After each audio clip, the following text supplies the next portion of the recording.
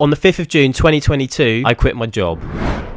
Let's take it from the beginning. When I was young, I'd always receive pocket money from my grandma. And depending on how old I was, it would determine how much pocket money I got. So for example, at 10 years old, I got £10 a month. At 12, I got £12. And basically, you get the idea. And this was my only income. So I did my best not to spend it, to try and save for the things I really wanted to buy. But in general, I'd save it. Where I lived, they didn't even have a post office. So I didn't really get the chance to have a paper round. But there was a pub. At the age of 15, I got my first ever job working as a kitchen porter. Working in a dirty, hot kitchen, doing nothing but washing up plates, pans, knives, hot trays, roughly 5 hours without a break. And I'd do this alongside school at least one night a week. And I remember it being exactly £4.12 an hour, paid in cash every week. I also got a share of the tips, and so on a usual week, I'd make around £16. At 15 years old, I thought I was pretty wealthy, because this was a point where I could finally afford more things. But yet again, I saved most of what I could. At 16 years old, I continued to work at the pub, but I also got myself a summer's job, of which was the first real experience I had working in a full-time job, as I used to just constantly ask for all the overtime hours. The summer I'm talking about is the summer just after finishing my GCSEs, and it was also a time where a lot of my close mates decided to do this thing called NCS for 4 weeks, and fair enough, all of them have said they've had a decent experience, but I wanted to earn. So basically for the whole summer, I did nothing but work on a pick your own campsite, picking strawberries and managing a kiosk alone for now £6 an hour. And even on some days, I'd find myself getting up early in the morning, biking 20 minutes to the farm, working a 9-5, then once I finished, then biking straight to the pub, working like 6 to 11, and biking back at night just to do it all over again. But because of my previous habits of money, I chose to save. September 2018, I'd just turned 17 and I'd started my first year at sixth form. Since getting the taste for money over summer, sixth form felt just so demoralising, and I felt like I was wasting my time in the classroom when instead I could have been earning. Now I never would have dropped out, I didn't really have a plan, and sixth form definitely felt like the best option, but it didn't stop me from working. A couple months later, I landed a better job as a Christmas temp working in the food hall at Marks and Spencer, but this time now paying me £8 an hour, and as well getting paid every Friday. So even though the job was temporary, I still called it quits with the pub, and after just 1 week at M&S, I'd already earned the same amount as I would have at the pub for the previous 2 months. And if you thought I wasn't addicted enough, I took every chance I got to work. If any of my teachers are watching this, then I'm sorry. But at the time, my mum was a single parent, looking after myself and my brother and sister pretty much full time. And basically, I was entitled to the school bursary fund, which looking back did help my mum out quite a lot. But with the bursary, it covered my transport to and from school, and so I had a paid bus pass. But buses where I lived were so bad, like usually once an hour, and not really that consistent to a schedule. And on most days, students will either turn up late or have to leave early just to suit the bus. Well, obviously I took advantage of this. My typical day would be from getting the bus at 7:30 to go to sixth form, arriving late, doing minimal work, asking to leave early before 3 PM, to then get the next available bus, obviously being free with my pass, but not going home. I'd get the bus to the city so I could then start work as early as 3:30 and go on to about 10:30 at night. And I did exactly this for 4 nights a week, as well as working all day on a Saturday. And if you really couldn't tell, I cared more about working at M&S, putting way more effort and time in than I did my A-levels. And I remember just sacrificing every bit of time I could just so I could work overtime. On Christmas Eve that year, it remains probably one of the worst days at work I've had to date. I started working at 5 AM and we just didn't stop. I literally remember being on my hands and knees, putting stock out on a bottom shelf, and people would literally just be trampling all over me because there was just that many people all cramming into such a small space. Then I finished off at 4 PM and I went straight to watch my sister in the pantomime back in Norwich, and it wasn't long before I was falling asleep right in the middle of the show. It's something you'd probably expect from someone as they get older, let alone someone being 17. Every bank holiday I worked, Boxing Day, New Year's, and after all of it, I found out M&S was still letting me go.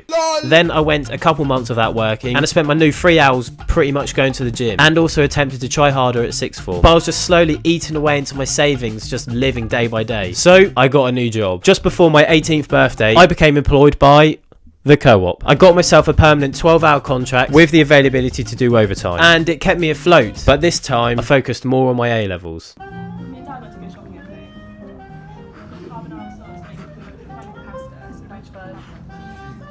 At the time, I got so used to earning that it made me rethink the routes I wanted to go down, especially straight after sixth form. I mean, what was the point of even me doing my exam if I wasn't even going to go to uni? It was then in November of 2019, I'd come across a new opportunity. A travel company going by the name of TUI were offering an apprenticeship where you study part-time towards a degree and not only get it fully paid for, you work alongside and get paid a salary on top. And so I applied immediately. And to cut a long story short, after multiple assessments, online and in person, in March of 2020, I got an offer for the course. Now, if you've clocked the date that I just said, you may not be surprised to hear that things soon changed. After 5 months of an application process and getting a place, I received a phone call, literally on speaker, sitting in the car with one of my mates, telling me that they were terminating my position and that I had to look elsewhere outside of the travel industry. I was just so gutted. Even George had to get out of the car, he was in disbelief. Next was then the schools closing, and I went from doing my A-levels to then hopefully get a degree in an apprenticeship to literally having all of that taken away. But I had one part of my life left, the co-op. As we went into lockdown, I shifted from being a full-time student, part-time employee to now a frontline key worker, and so I got to work. Despite the situation, it had never been easier to do what I was doing before, basically working as much as possible and save as much as possible. Before I had to sacrifice time to fit it in, and now I had nothing but time. For the most part, I actually enjoyed it. Not only being able to get out of the house every day during lockdown, which for the most part kept me sane, but I was definitely making the most out of the time that I was given. But soon enough, I had a decision to make. I'd applied to university as a plan B, but did I really want it? At this point, I was still in the dark with what I really wanted, so I deferred my uni place for a year and kept working. Soon after, I then saw a promotion where I was then made to a duty manager, and now at this point in time, I was making just over £10 an hour. For the first time in my life, I had a half decent income at 18, of which most of it I saved. But during lockdown, it really opened my mind around the concept of money and personal finance, and after watching videos and reading, I chose to start investing. My initial intention was to invest in these travel stocks. Likewise with my potential career, I thought they would rebound. Yet meanwhile, while they did absolutely nothing, you had all these tech stocks blowing up. And so overall, I got out of the travel stocks, managing to get a small profit, and I started from scratch again. This time I did more research, and I found myself predominantly in the upcoming EV market, and so I went all in. At the time, I didn't have an investing strategy, and I just took profit when I thought it was reasonable, which I've come to learn isn't really the best idea. But I still came out with an overall return of 50%, making over an extra 10k for the year, so I must have been either really lucky or I was somewhat good at this. So at the start of 2021, I made a YouTube channel documenting my experiences and current portfolios within investing, and it did okay. And after posting again and again, sooner or later I had a new goal, a new path that I wanted to pursue. As the UK went in and out of lockdowns, I consistently worked as much as I could, working some 6 or 7 day weeks. But now I had my side hustle, let alone the other side hustles I've made videos about, so now at this point I had very little time, but for now a beneficial reason. In September 2021, to be honest, I forgot about my deferred uni offer, and I don't even remember telling them that I wasn't going to attend. So at that point, I was fully immersed in the work lifestyle, but at the same time also working towards my own personal goals. But I felt I was ready for the next step, you could say the next challenge, and I looked around again for apprenticeships, but there was nothing I saw worthwhile. And around this time I came a bit demotivated, as if I'd already reached the full potential and I couldn't go any further. That was until November 2021, I got an email asking for a call, to later find out that TUI wanted me back. I was just so over the moon. At this point, it had literally been over 2 years since I first applied, and finally I had this opportunity, looking more likely this time around. But I knew deep down that the industry would bounce back, and that I might have had it back, to the point where I even bought shares in their company. It was just a matter of a waiting game. So after this, I continued as I had, working as much as possible, and I started to become more consistent with YouTube again. Fast forward to around May 2022, where I noticed the growth of this channel started to pick up a bit, and so with a lot of factors taken into consideration, on the 5th of June 2022, I quit my job.